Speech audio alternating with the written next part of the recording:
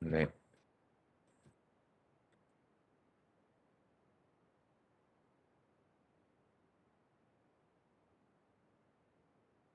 네, 저번 주에 이어서 이번 주도 코드 스멜에 대해서 살펴보고 그에 맞는 리팩터링 레시피를 살펴보겠습니다. 이번 주에 살펴볼 코드 스멜은 긴 함수라는 애예요. 오랜 기간에 잘 활용되는 프로그램들은 하나같이 짧은 함수로 구성됐다고 합니다. 그리고 이 짧은 함수들로 구성된 것들은 코드를 보면 연산하는 부분이 없어 보여요. 왜냐하면 위임하는 방식으로 작성됐기 때문이죠.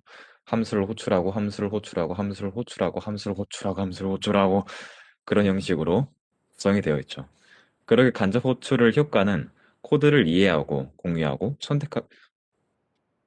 간접 호출을 효과라고 해서 코드를 이해하고 공유하고 선택하기 쉬워지는 이유는 함수를 짧게 구성했기 때문이라고 하는데요. 그리고 또 이름을 잘 지어두면 금상첨화라고 합니다. 그리고 저번 클린 코드 때도 그랬지, 주석을 달아야 된다 싶으면 함수로 만들자고 합니다. 제가 어드민 콘솔에서 그 데이터 필터링을 구현해 둔 게 있었는데, 거기에 주석을 달아놓은 부분이 있었거든요. 나중에 그걸 없애야겠어요. 그리고 그 만들어진 함수는 주석으로 설명하려던 코드가 담기고, 동작 방식이 아닌 목적을 드러내며 이름을 지으라고 합니다.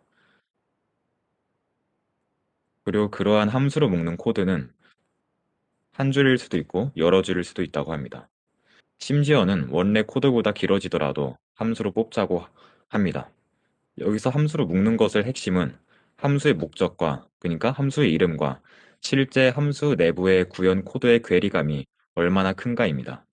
무엇을 하는지 잘 설명해 주지 못할수록 함수 추출을 해가지고 함수로 만드는 게 유리하다고 합니다. 그럼 이제 긴 함수에 대처하는 리팩터링 레시피를 살펴보도록 하겠습니다. 여기서는 단 하나밖에 없습니다. 함수 추출할 기법인데요. 이게 긴 함수에 대처하는 99%의 방법이라고 하네요. 근데 하지만 함수 추출을 한다고 해도 우리는 뭔가 엄청나게 복잡한 상황에 놓여 있잖아요. 보바의 수많은 코드들이 그렇고요. 그리고 매개 변수와 임시 변수가 많아서 함수 추출하기를 하면 더 난잡해질 수 있다고 합니다. 이런 상황이 발생을 한다면 임시 변수를 지리함수로 바꾸는 기법, 그 다음에 매개 변수를 객체로 만드는 기법, 객체를 통째로 넘기는 기법을 사용하라고 합니다. 근데 일이 더 많다면은 함수를 명령으로 바꾸라고 합니다. 그리고 추가로 조건문이 있으면 조건문 분해하기. 그리고 또 지금 여기서는 다루지는 않았지만 같은 조건으로 나눠지는 스위치문이 여러 개라면 조건문을 다용성으로 바꾸라고 하고, 그 다음에 반복문 또한 독립된 함수로 만들자고 하면서 반복문 쪼개기를 보여줍니다. 여기서 제가 보여드릴 것은, 이번 시간에 소개해드릴 것은 임시 변수를 지리함수로 바꾸는 것과 매개 변수를 객체로 만들고 객체를 통째로 넘기는 기법, 그리고 함수를 명령으로 바꾸는 기법, 조건문을 분해하는 기법, 총 5개를 보여드릴 겁니다. 조건문을 다용성으로 바꾸기는 아마 12번째 코드 스멜에 적혀 있을 거예요. 거기 레시피에. 그거는 그때 다루도록 하겠습니다. 반복문 쪼개기는 제가 잠시 봤었는데 엄청 간단해서 그냥 밑에 코드로 한번 예제를 간단하게 만들어 봤습니다. 1에서 10까지의 숫자를 담은 배열이 있고 홀수와 짝수를 나눠서 이거를 출력한다고 가정을 하는 문제 상황입니다. 그렇게 됐을 때 예전의 코드는 이제 포문을 돌려서 안에 if문 2개를 넣었죠. 근데 바뀐 거는 그냥 필터를 걸고 리듀스로 하나로 합쳐줬습니다. 뭔가 기법이 간단해서 코드가 엄청 간단합니다.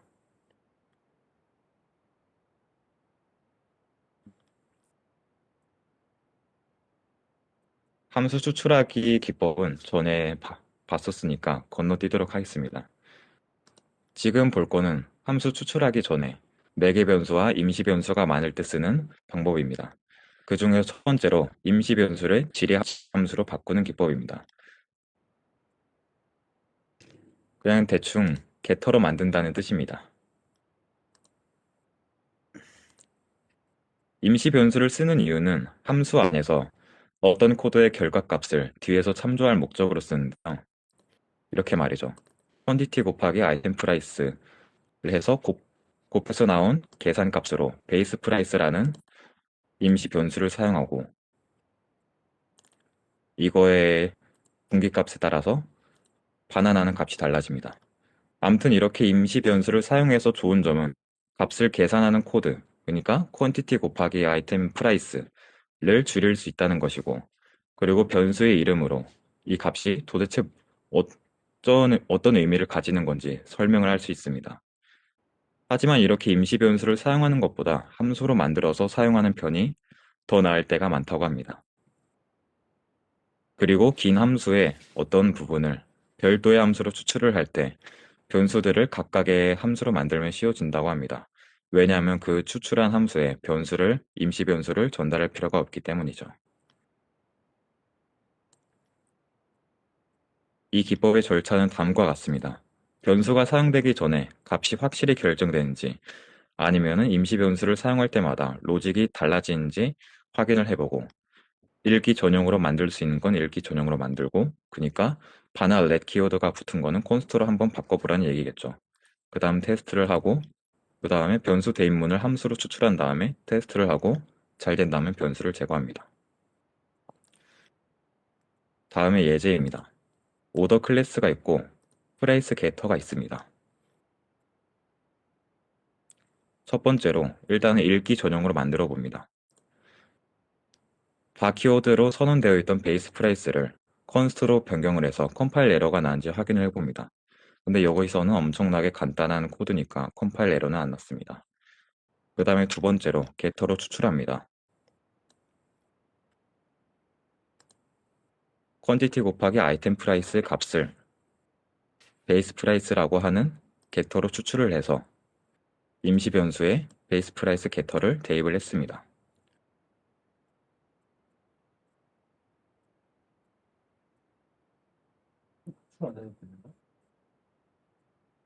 자바스크립트의 게터는 그거죠. 프로퍼티 형태로 참조를 하니까. 네.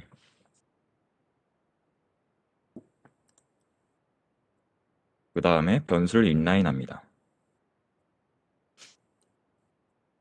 그러면은 위의 코드는 없어지게 되고 디스카운트 팩터라고 하는 애가 남았습니다. 이 디스카운트 팩터도 마찬가지로 함수 추출하고 변수 인라인 과정을 거쳐봅니다. 그러면은 프레이스는 이렇게 간단해졌습니다. 그 다음에 살펴볼 것은 매개 변수 객체 만들기 기법입니다. 이거는 매개 변수 여러 개가 A 함수로 갔다가 B 함수로 몰려다닐 때 그냥 단순하게 하나로 뭉쳐주는 기법인데요. 이렇게 하면 좋은 점이 객체 구조로 밖에에서 매개 변수들의 관계가 명확해집니다.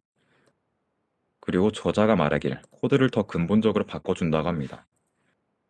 객체로 만들고 이걸 활용하는 형태로 코드를 재구성한다고 저자는 말하고 있는데요.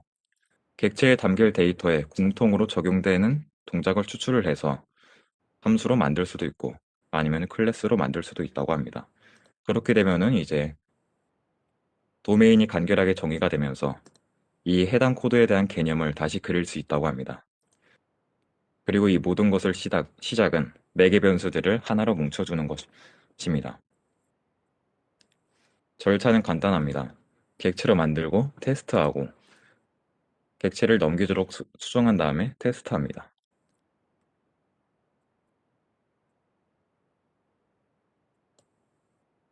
예시는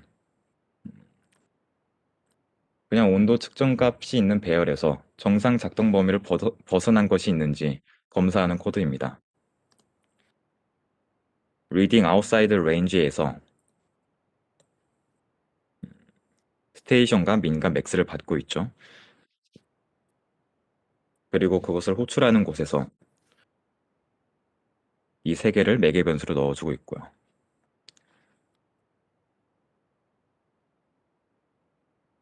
우선 첫 번째로 적당한 데이터 구조를 만듭니다. 이 레인지를 한꺼번에 표현하려고, 그러니까 위에 세 개의 매개 변수에 민과 맥스를 한꺼번에 표현을 하려고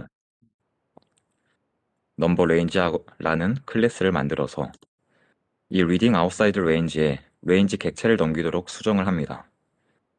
그러면은 완성이 됐습니다.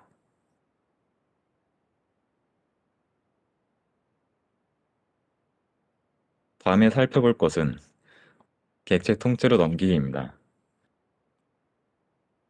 이것은 객체의 프로퍼티를 넘기지 않고 객체 그 자체를 매개 변수로 해서 넘기는 기법인데요.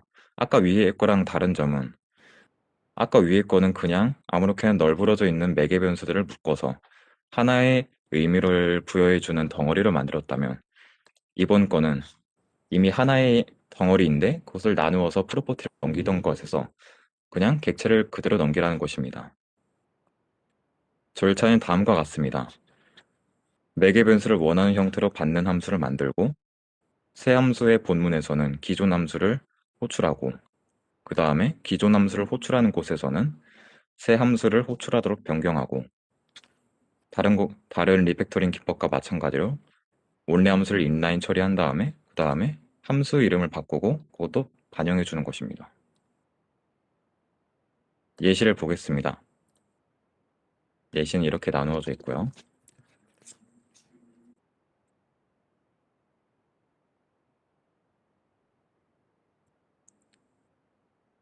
예시 코드는 이 네 줄입니다. days temp range에서 low 값을 가지고 오고 그다음 high 값을 가지고 와서 plan within range에 이 두 개를 넘겨주고 있습니다. 이 within range를 가진 클래스는 hitting plan이라는 클래스입니다. 이 hitting plan 클래스는 이렇게 구현이 되어 있고요. 이거를 리팩토링 해보도록 하겠습니다.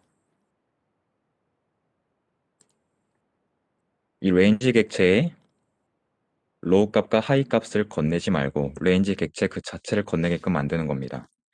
빈 함수 xx_new within range를 만들고 그 다음에 기존 함수를 호출하고 새 매개 변수인 number range랑 기존 매개 변수인 low와 high를 매핑해 줍니다. 그리고 기존 함수를 호출하는 곳에서 새 함수를 호출하도록 변경합니다. 그래서 보면은 applen.within range가 아니라 applen.xx_new within range라고 되어 있습니다. 그 다음에 원래 함수를 inline합니다. 그러니까 within range에 있던 코드를 xx_new within range에 가져와서 넣는다는 뜻이겠죠. 그 다음에 새 함수의 이름을 바꾸고 그러니까 xx_new within range라는 이름에서 within range로 바꾸고 그 다음에 새 함수를 호출하는 것도 반영을 해줍니다. 그렇게 되면 range 객체를 넘기게끔 되면서 리팩토링이 끝났습니다. 다음으로 살펴볼 것은 함수를 명령으로 바꾸는 것입니다. 여기서의 명령은 커맨드라고 하면서 뭔가 디자인 패턴의 커맨드 패턴과 같은 맥락으로 쓰여졌다고 말을 하고 있는데요. 이것은 하나의 함수를 객체 안으로 캡슐화시키는 기법이라고 합니다. 그 하나의 함수만을 위한 객체를 만들면은 캡슐화의 측면에서 좋은 점이 많다고 합니다. 언도 같은 보조 연산을 제공할 수 있고 뭔가 커스터마이징이 가능하고 그러니까 클래스 안에 하나의 함수가 있다고 치면은 그 하나의 함수만을 위한 유틸 함수들을 만들 수 있어서 좋은 점이 많다고 하는 것 같습니다. 절차는 다음과 같습니다. 기능을 옮길 클래스를 만들고 그 클래스의 함수를 옮기고 그 다음에 기존에 있던 함수의 인수들을 클래스의 필드로 빼버리고 생성자를 통해 설정을 할지 고민을 한다고 합니다. 실제로 책에 뭔가 고민을 한다고 써 있어서 뭐야 그럼 안 만드는 건가 싶기도 했었는데요. 진짜 엄청 간단합니다. 스코어라고 하는 함수를 옮긴다고 했을 때 스코어 클래스를 만들고 스코어 클래스 안에 그걸 실행할 execute라고 하는 메소드를 만듭니다. 이 메소드에 스코어 함수에 있는 로직들을 집어넣습니다. 이러면 끝입니다.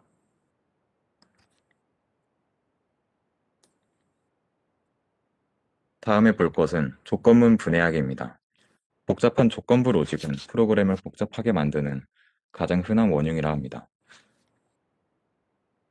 다양한 조건과 그에 따른 엄청나게 많은 동작을 담은 코드를 작성하면 함수가 부풀어 오릅니다. 조건만 분해하기의 절차는 한 가지밖에 없습니다. 조건식과 그 조건식에 딸린 조건절 각각을 함수로 추출하는 거죠. 예시로 여름철이면 할인율이 달라지는 어떤 서비스의 요금 계산이 있습니다. 실제 코드는 이거고요. 뭔가 조건이 엄청나네요. 여- 이 조건문을 별도의 함수로 추출을 합니다. 썸모라고 하는 함수를 만들어서요. 그 다음에 조건절도 함수로 추출합니다.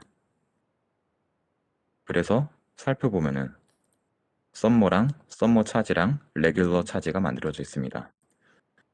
그리고 취향에 따라서 사막 연산자로 갈무리를 합니다.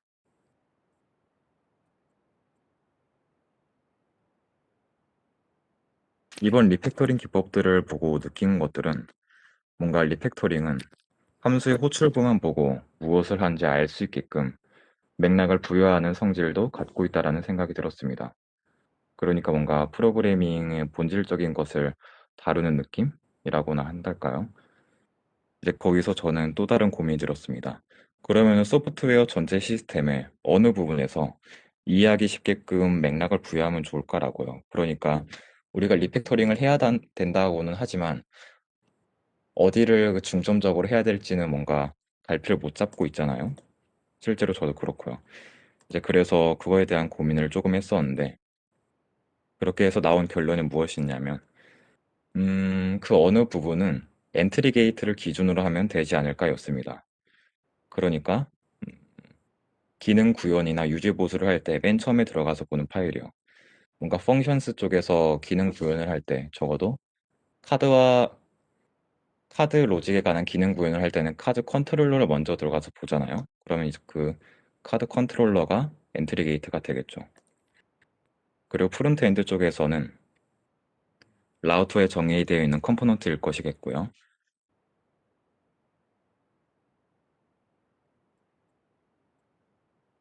그럼 이제 이해하기 쉽게끔 맥락을 부여한다는 것은 어떤 의미일까라고 고민을 해봤는데요. 아래 수도 코드 형태로 띄고 있는 myfiles에서 지금 보면은 모드에 따라서 나누어 주고 있는데 근데 이 모드에 따라서 나오고 있는 출력 렌더링을 해주고 있는 컴포넌트들이 각각 다릅니다. 이러한 형태로 되어 있고요. 이런 것들로부터 그냥 이렇게만 해주면 되지 않을까라고요. 그러니까 엔트리 게이트 쪽에서 모든 컴포넌트들의 로직을 보지 말고 그냥 이런 컴포넌트들이 있구나 라고만 느낄 수 있게끔 그렇게 고치면 될 것 같다고 생각했습니다. 그리고 그렇게 고치게 되면은 이런 형식의 디자인이 나오게 됩니다. 맨 위에 탑바가 있고 그 아래에 툴바가 있고 그 다음에 실제로 파일들이 관리되고 있는 파일스 컴포넌트가 있고 맨 밑에 이제 다른 곳으로 라우팅할 수 있는 바텀 내비게이터가 있습니다. 이렇게 해서 좋은 점은 도영님께 이슈를 보고받았을 때 이 엔트리 게이트 파일을 보고 있는 상태에서 이슈를 보고받았을 때 아, 여기는 이 컴포넌트를 보면 되겠구나 하고 바로 생각이 납니다. 그리고 이 마이파일스 리팩터링이 끝나면은 더 자세한 얘기는 다음 주에 더 자세히 풀겠습니다. 이상입니다.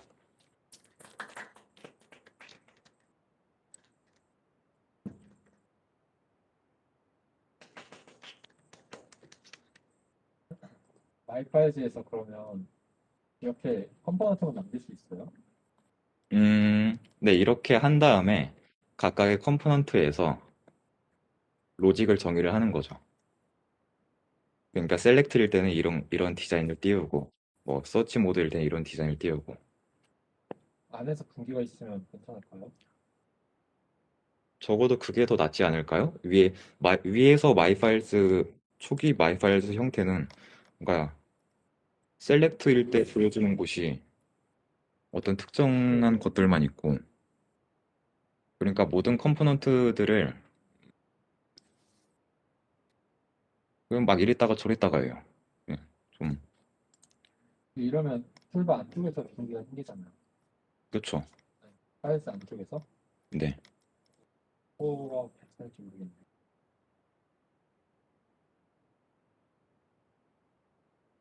그게 더 낫지 않나요? 관점에 따라 다른 걸 수도 있는데 복잡도의 뭐라고 하더라?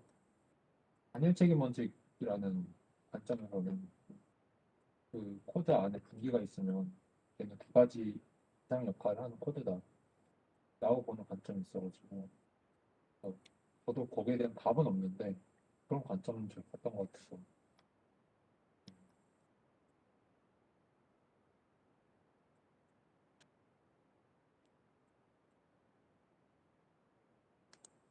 뭔가 이게 안 좋은 방법이라고 말하는 건 아닌데 관점에 따라서 다르게 볼 수 있지 않을까라는 생각은 들어서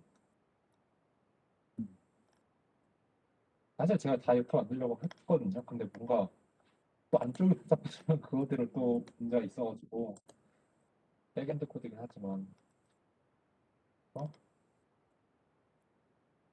베스트 프랙티스가 있으면 좋을 것 같은데 맞아요. 참고하는 게 뭐 있으려나요? 저는 벨로퍼트님이 라이브 코딩을 하는데 그 리포지토리가 있거든요. 음, 저는 그거 거기 있는 코드들을 많이 참조해요. 거기서는 어떻게 하나요? 거기서도 이렇게 비슷한 방법으로 하고 있었어요. 어, 정확히는 뭔가 로직으로 돼 있는 부분은 그러니까 리액트에서는 리액트 훅스를 이용해 가지고 그 커스텀 훅을 만들 수 있거든요. 그렇죠. 이제, 이제 그거를 이용해 가지고 로직들은 다 훅스로 빼버리고 그렇게 하시더라고요. 그럼 만약에 이런 식으로 분기가 돼야 되는 거예요. 이거는 그거였어요. 오브젝트를 하나 만들어 놓고 오브젝트에다가 그 분기되는 스트링 값이 있을 거 아니에요? 뭐 셀렉트나 서치나 그런 거 해가지고 매핑 시켜주는 방식으로 하셨었어요. 괜찮은데요? 이건 한번 고민해 봅시다.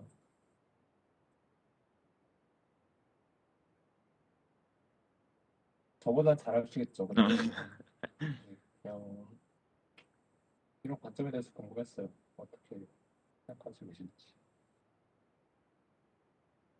저는 뭔가 맨 처음에 이걸 봤을 때 모드 이퀄, 디폴트, 셀렉트, 서치 이렇게 딱 세 가지 형태로만 나오면 모를까. 디폴트, 셀렉트, 서치 나왔다가 갑자기